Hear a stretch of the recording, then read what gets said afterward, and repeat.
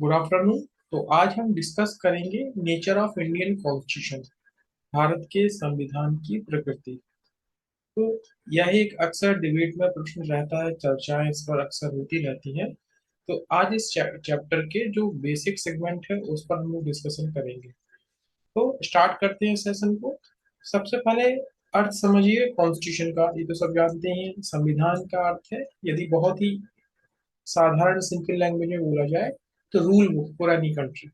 किसी भी देश के लिए एक प्रकार की क्या है, सिद्धांतों की, नियमों की पुस्तिका, जिसके आधार पर किसी देश के शासन को, गवर्नेंस को चलाया जाता है।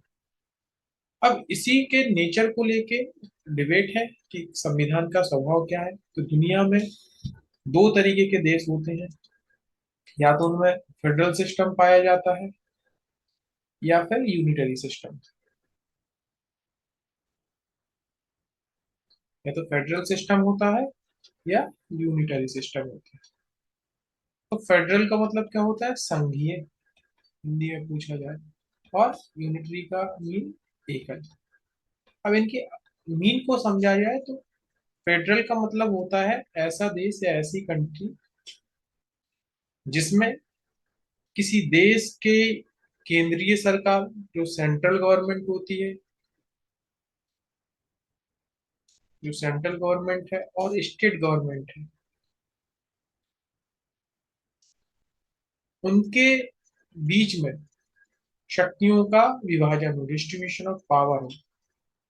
तो ऐसा देश संघीय कहलाता है। यदि किसी देश में संविधान के द्वारा केंद्र सरकार को और राज्य सरकारों को अधिकारों का बंटवारा किया गया और वह स्वतंत्र है काम करने के लिए, इंडिपेंडेंट है, कि वह अपने क्षेत्र में कार्य कर सकते हैं, जो भी अथॉरिटीज उनको कॉन्स्टिट्यूशन के द्वारा दी गई है, तो वह संघीय देश होता है। वहां का जो संविधान भी संघीय स्वरूप का होता है। अगर यूनिटरी सिस्टम की बात की जाए तो यूनिटरी में सारी पावर केवल और केवल सेंट्रल गवर्नमेंट के पास होती है, केंद्र सरकार के पास होती है।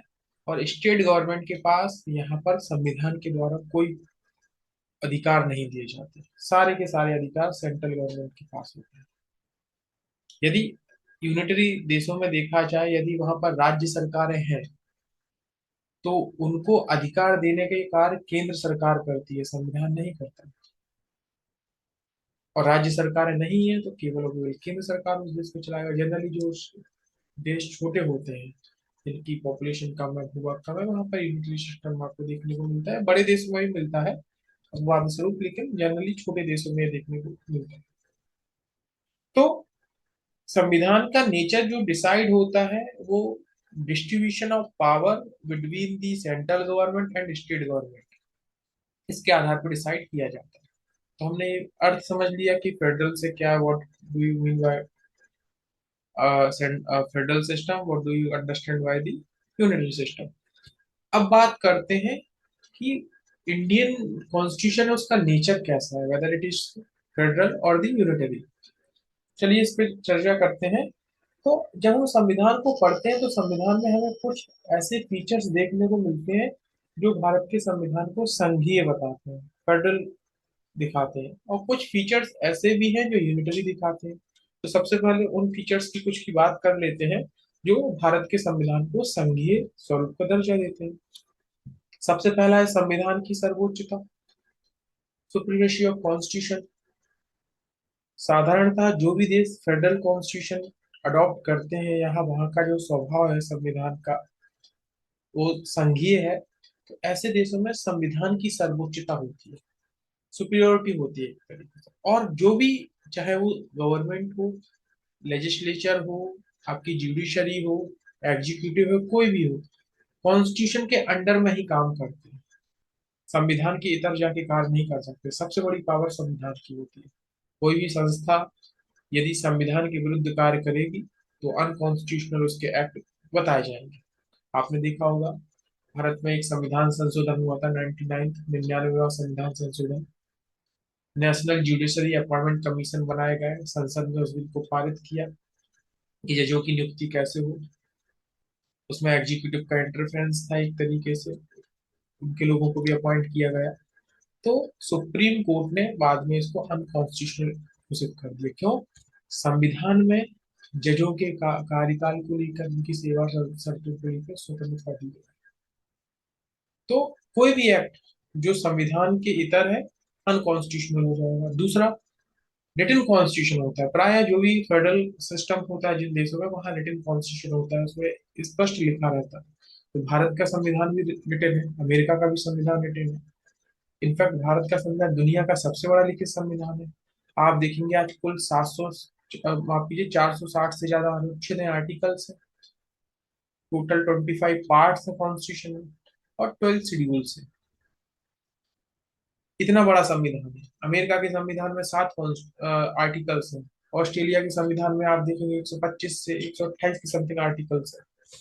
तो स्पष्ट इसमें मेंशन किया गया है कि स्टेट गवर्नमेंट है, सेंट्रल गवर्नमेंट है, जुडिशरी है, किनकी क्या पावर है, सब कुछ स्पष्ट लिखा गया है, क्या रिस्पॉन्सिबिलिटी है, सब कुछ एक एक चीज को मेंशन डिटेल में किया गया है। इसलिए इतना कॉम्प्रिहेंसिव कॉन्स्टिट्यूशन है हमारा। शक्तियों का विभाजन, ये भी फेडरल सिस्टम की मैंडेटरी एक फीचर होता है कि separation of power, distribution of power.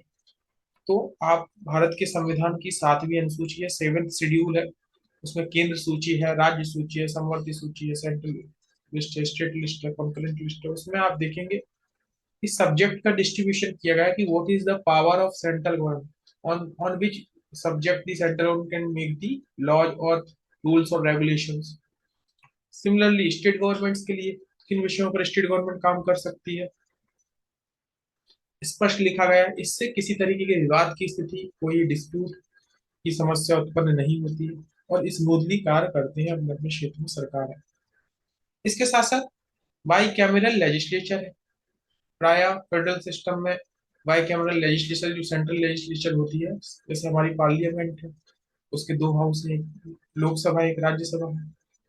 Lok Sabha में पूरे देश से डायरेक्टली लोग एमपी को चुनते हैं और पार्लियामेंट में भेजते हैं। और जो राज्यसभा है, राज्यसभा में स्टेट लेजिस्लेचर से भेजा जाता है। तो राज्यसभा स्टेट की जो एम्बिशंस हैं, आकांक्षाएं हैं, उनकी जो जो डिमांड्स है, उनके लिए जनरली वहां पर प्रतिनिधित्व करती है। और डुअल लेवल पे गवर्नमेंट भी है। एक सेंट्रल गवर्नमेंट है जो नेशनल इंटरेस्ट के लिए, जो नेशनल इंटरेस्ट है उसके लिए कार्य करती है। और जो स्टेट गवर्नमेंट होती है, वो स्टेट गवर्नमेंट स्टेट के जो वेलफेयर है उसके लिए कार्य करती है, राज्य की जो आकांक्षा है उसके लिए कार्य करती है। तो अब आप देखेंगे, एक जो भारत की बात करें तो प्राइम मिनिस्टर मोदी जी के नेतृत्व में सेंट्रल गवर्नमेंट है जो पूरे देश के विषयों पर कार्य करती है, राष्ट्रीय सुरक्षा से लेके सेना, संचार, वित्त, फाइनेंस के मामले। आपने देखा होगा जब 2016 में नोटबंदी की गई, डिमोनेटाइजेशन किया गया, तो प्राइम मिनिस्टर मोदी ने आके क्या किया, वो एक तरीके से बताया सबको कि घोषणा की जा रही है, डिक्लेरेशन की, नोट बंद हो जाएंगे 500 के और 1000 के।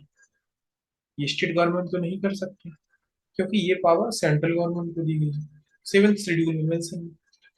राज्य सरकारें क्या कर सकते हैं, राज्यों की जो सब्जेक्ट है, पुलिस व्यवस्था कैसी होनी चाहिए, लॉ एंड ऑर्डर कैसा होना चाहिए राज्य का, राज्य की हेल्थ पॉलिसी क्या होनी चाहिए, एग्रीकल्चर की पॉलिसी क्या होनी चाहिए, ये राज्य को डिसाइड करने के अधिकार दिया गया है।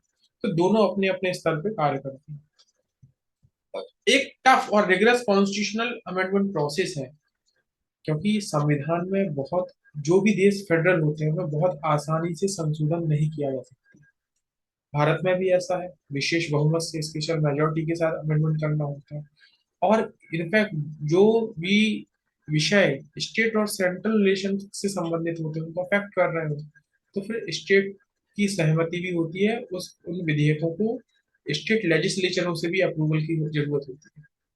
आपने देखा होगा जब जीएसटी पारित हुआ तो स्टेट की जो लेजिस्लेचर थी उन्होंने भी इसको पारित किया। तो ये कुछ हमें क्या देखते हैं, फेडरल सिस्टम के फीचर्स भारत के कॉन्स्टिट्यूशन में देखने को मिलते हैं। और भी हैं, बहुत सारे हैं। आप इंडिपेंडेंट जुडिशरी की बात कर सकते हैं। मैंने ये बताया कि जुडिशरी में जो जज होते हैं उनके कार्यकाल को लेके, इसके साथ साथ उनकी सेवा शर्तों के लिए बात की गई है। और मेरिट के आधार पर फैसला देती है जुडिशरी, ऐसा नहीं है कि राज्य सरकार या केंद्र सरकार के फेवर में दे। तो ये आपके क्या है, संघीय विशेषताएं देखने को मिलती है भारत के संविधान में। इसके साथ साथ दूसरा आप पक्ष देखेंगे कि what are the unitary features in Indian constitution. तो जब यूनिटरी फीचर्स की बात करते हैं तो हमें देखने को मिलते हैं जैसे एकल नागरिकता है, सिंगल सिटीजनशिप है। यूनिटरी फीचर्स मतलब पावर्स जो हो उनकी केवल और केवल अथॉरिटी किसके पास हो, सेंट्रल गवर्नमेंट के पास। Only the central government take the decision regarding the powers. State government के पास कोई राइट नहीं होती। तो सिटीजनशिप आप देखेंगे भारत में आपको देश की नागरिकता मिलती है, आप इंडियन सिटीजन कहलाते हैं। आप किसी राज्य की नागरिकता नहीं मिलती। और जो फेडरल कंट्रीज होती हैं सामान्यतः, जैसे अमेरिका, अमेरिका में स्टेट की भी वहां पर सिटीजनशिप होती है, तो वहां डुअल सिटीजनशिप है, केंद्र की एक राज्य की। लेकिन भारत में ऐसा नहीं है। आप राज्य के क्या हो सकते हैं, आपको डोमिसाइल मिल सकता है, आप राज्य के निवासी हो सकते हैं, नागरिकता देश के नहीं। और कौन होम मिनिस्ट्री देती है, केंद्र सरकार ही तय करेगी क्या प्रोविजंस होंगे, किसको देनी है किसको नहीं देनी है।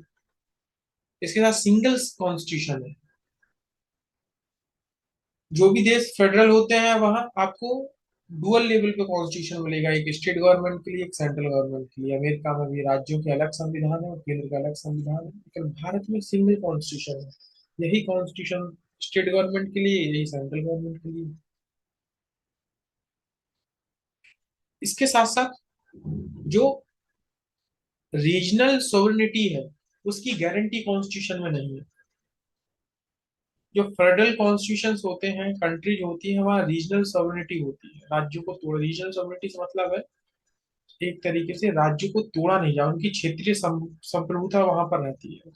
भारत में ऐसा नहीं है। अमेरिका में आप देखेंगे तो अमेरिका की संसद या केंद्र सरकार राज्यों को समाप्त नहीं कर सकती, वहां किसी राज्य को समाप्त नहीं कर सकती, तोड़ नहीं सकती।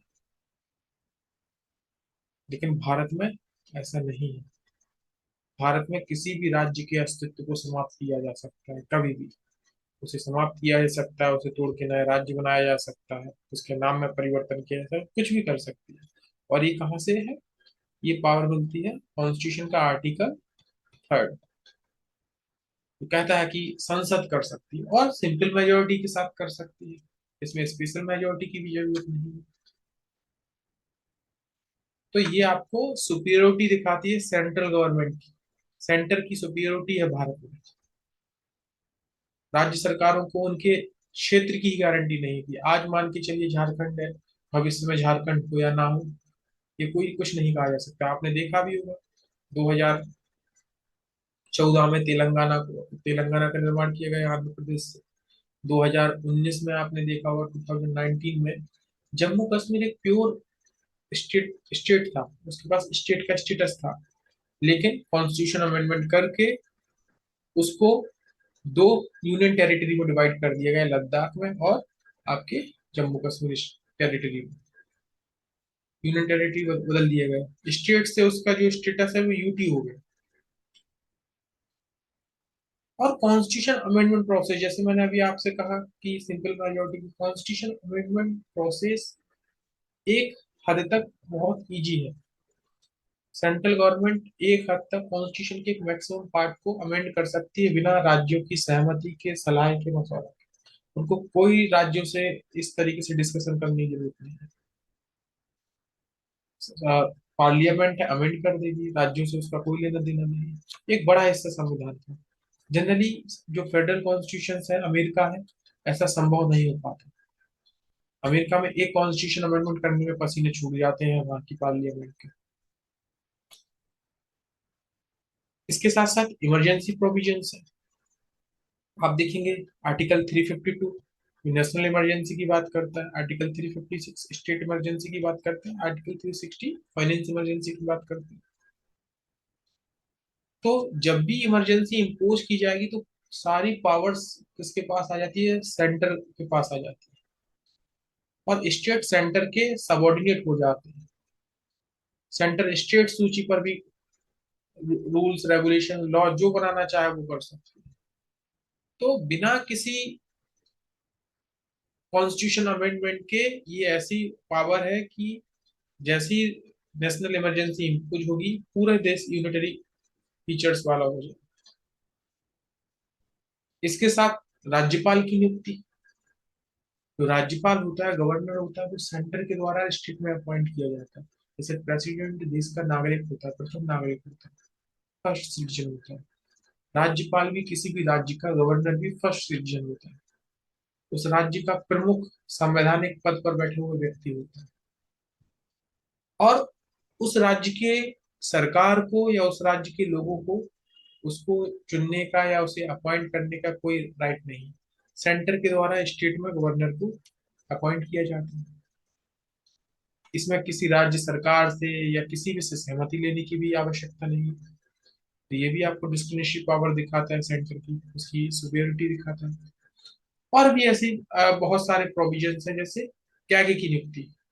जो कैग होते हैं, कंप्ट्रोलर एंड ऑडिटर जनरल, ये क्या करते हैं, ऑडिट करते हैं। ये सेंटर का भी करते हैं, स्टेट का भी करते हैं, राज्यों के लिए अलग से कैग नहीं होते। इसी तरीके से आप देखेंगे इलेक्शन कमीशन, तो जो हमारा राष्ट्रीय निर्वाचन आयोग है, नेशनल इलेक्शन कमीशन है, वही आपके लेजिस्लेचर के इलेक्शन को कंडक्ट कराता है, ऑपरेट करता है सब कुछ। और इनके संदर्भ में इनको इनको अपॉइंट करने का या इनको हटाने का, डिसमिस करने का, इनको इनकी पोस्ट से रिमूव करने की पावर भी सेंटर के पास है। तो ये बहुत सारे फीचर्स हैं कॉन्स्टिट्यूशन में जो भारत के यूनिटरी बिहेवियर को दिखाते हैं। तो हमने क्या देखा, in a side there are maximum features which belongs from the unitary method, or there are some features which belong the federal method। तो दोनों तरीके से हमने सारी चीजों को देखा। अब इसको देखने के बाद अब हम क्या है, निष्कर्ष, कंक्लूजन ड्रॉ करना है कि what is the status of Indian constitution. क्या स्टेटस है, यदि क्या नेचर, यदि मैं बात करूं, नेचर क्या होगा कि कुछ हमें फेडरल उसमें देखने को मिल रहा है, कुछ हमें यूनिटरी देखने को मिल रहा है। तो जब हम कंक्लूजन ड्रॉ करेंगे तो कंक्लूजन में हम ये लिखेंगे कि neither Indian constitution completely federal nor the unitary in nature. Bharat का संविधान ना तो पूर्ण रूप से संघीय है, ना ही पूर्ण रूप से एकल है, एक मिश्रित मिक्स्ड कॉन्स्टिट्यूशन है या डुअल नेचर का कॉन्स्टिट्यूशन है, मिश्रित या दोहरी प्रकृति का कॉन्स्टिट्यूशन। इस तरीके से हम कंक्लूजन ड्रॉ करेंगे जब भी हमें देना हो, क्योंकि दोनों तरीके के फीचर्स हैं। अब इसी में आप आगे और लिख सकते हैं एक्सप्लेन करके कि सामान्यतः जो भारत का संविधान है, आप यह कोट कर सकते हैं बहुत सारे ऐसे जो संविधानविद हैं, आप भीमराव अम्बेडकर जी का भी कोट कर सकते हैं कि सामान्यतः भारत के संविधान का स्वभाव संघीय है और आपातकालीन परिस्थिति में एकल हो जाता है। तो आप ऐसा लिख सकते हैं कि सामान्यतः भारत के संविधान का स्वभाव क्या है, संघीय, और आपातकालीन में एकल हो जाता है। अच्छा, एक चीज याद रखिएगा, अभी तो हमने ये फीचर्स डिस्कस किए हैं। अब आपसे पूछ लिया जाए, प्रश्न लिखना हो कि भारत के संविधान की प्रकृति पर चर्चा कीजिए, तो आप इंट्रोडक्शन लिखेंगे, एक परिचय होगा आपका छोटा सा, मेन बॉडी होगी, मेन बॉडी होगी और कंक्लूजन होगा। तीन इन्हीं सेगमेंट में आपको आंसर अपना करना है। तो इंट्रोडक्शन में क्या लिख सकते हैं, इंट्रोडक्शन बहुत सिंपल, यदि बहुत सिंपल लेवल पे यहाँ पर लिखा जाए, सीधा लिख सकते हैं कि भारत के संविधान की प्रकृति को लेकर संविधान विदों में मतभेद है, कुछ जैसे संघीय मानते हैं, कुछ जैसे एकल मानते हैं।